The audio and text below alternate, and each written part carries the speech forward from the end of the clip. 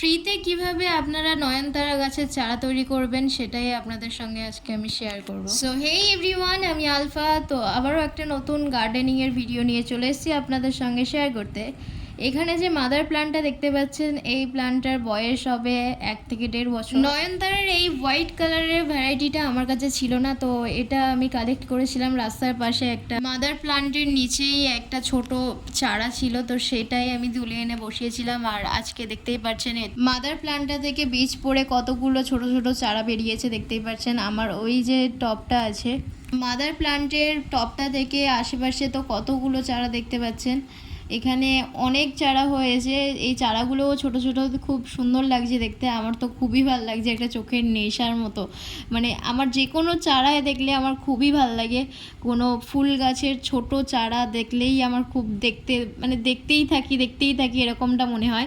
আর আপনারাও যদি এরকম নয়নতারা গাছের চারা তৈরি করতে চান, তাহলে আশেপাশে যদি নয়নতারার কোনো গাছ থেকে থাকে, তো সেখান থেকে আপনারা চাইলে কাটিং কেটে এনে সেটাকে বালিতে বসিয়ে দিতে পারেন, আবার মাটিতেও বসাতে পারেন, সেখান থেকে চারা তৈরি হয়ে যাবে।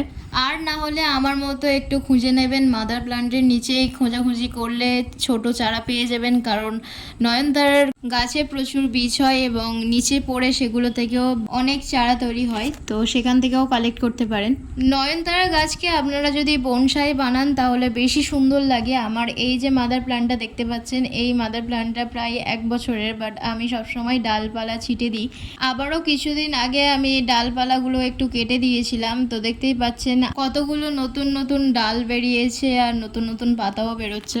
এর টবটাতেও অনেকগুলো চারা বেরিয়েছে, তবে এটা আপাতত একটু বেশি বড় হয়ে গেছে, আর আমার সময় না থাকার জন্য এর গোড়াগুলোও পরিষ্কার করা হচ্ছে না। এই টবের মধ্যে আমার মামনি বোধহয় এই মেক্সিকান পিটুনিয়ার গাছটা বসিয়েছে, তো মেক্সিকান পিটুনিয়াটাও আমাকে তুলে অন্য একটা জায়গায় রিপোর্টিং করতে হবে। আজকে ভিডিওটা এই পর্যন্ত, দেখা হচ্ছে নেক্সট কোনো ভিডিওতে। টাটা।